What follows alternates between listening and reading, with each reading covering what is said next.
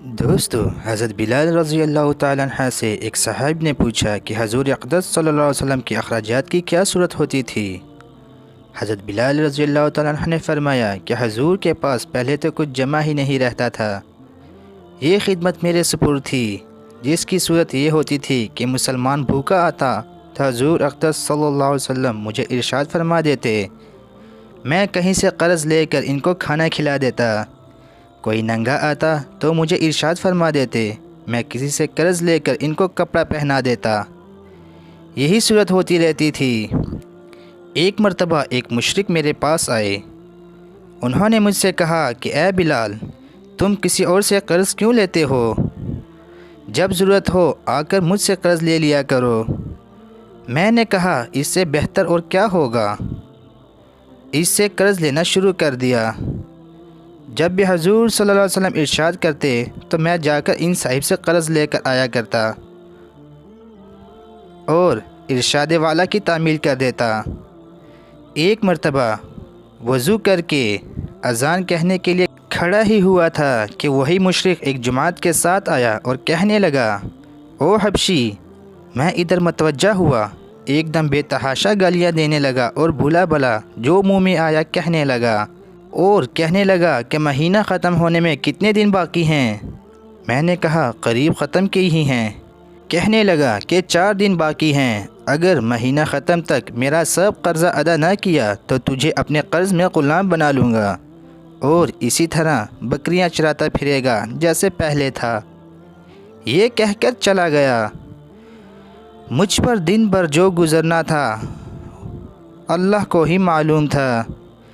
تمام دن رنج و صدمہ سوار رہا، اور عشاء کی نماز کے بعد حضور کی خدمت میں تنہائی میں حاضر ہوا اور سارا قصہ سنایا اور عرض کیا کہ یا رسول اللہ، نہ آپ کے پاس اس وقت ادا کرنے کو فوری انتظام ہے اور نہ کھڑے کھڑے کوئی انتظام کر سکتا ہاں، وہ ذلیل کرے گا، اسی لیے اگر اجازت ہو تو اتنا قرض اتارنے کا انتظام ہو، میں کہیں روپوش ہو جاؤں۔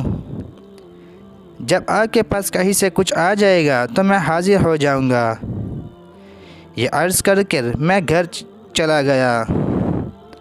تلوار لی، ڈھال اٹھائی، جوتا اٹھایا، یہی سامان سفر تھا، اور صبح ہونے کا انتظار کرتا رہا کہ صبح کے قریب کہیں چلا جاؤں گا۔ صبح قریب ہی تھی کہ ایک صاحب دوڑے دوڑے ہوئے آئے اور کہنے لگے کہ حضور کی خدمت میں جلدی چلو۔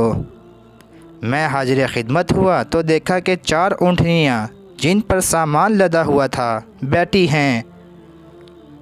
حضور صلی اللہ علیہ وسلم نے فرمایا، خوشی کی بات سناؤں کہ اللہ تعالیٰ نے تیرے قرضے کی بے باقی کا انتظام فرما دیا۔ یہ اونٹنیاں بھی تیرے حوالے اور ان کا سب سامان بھی تیرے حوالے۔ فدق کے رئیس نے یہ نذرانہ مجھے بھیجا ہے۔ میں نے اللہ کا شکر ادا کیا اور خوشی خوشی ان کو لے کر چلا گیا اور سارا قرضہ ادا کر کے واپس آیا۔ حضور اقدس صلی اللہ علیہ وسلم اتنے مسجد میں انتظار فرما تھے۔ میں نے واپس آ کر عرض کیا کہ حضور، اللہ کا شکر ہے کہ حق تعالی شانہ نے سارے قرضے آپ کو سبکدوش کر دیا اور اب کوئی چیز بھی قرضے کے باقی نہیں رہی۔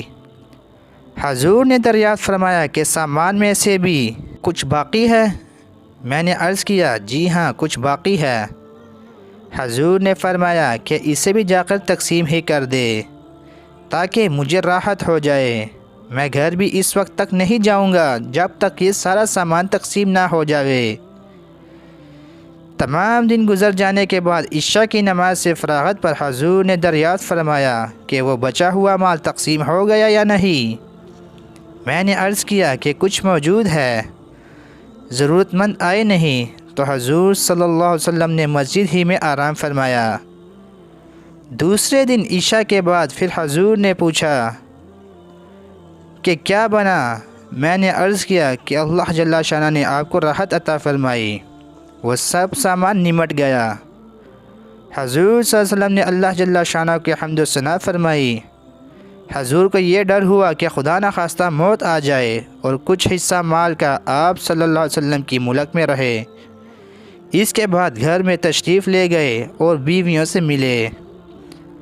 فائدہ: اللہ والوں کی یہ خواہش رہتی ہے کہ ان کی ملک میں مال و متاع کچھ نہ رہے، پھر حضور اقدس صلی اللہ علیہ وسلم کا تو کیا پوچھنا، جو سارے نبیوں اور انبیاء کرام کے سردار تھے۔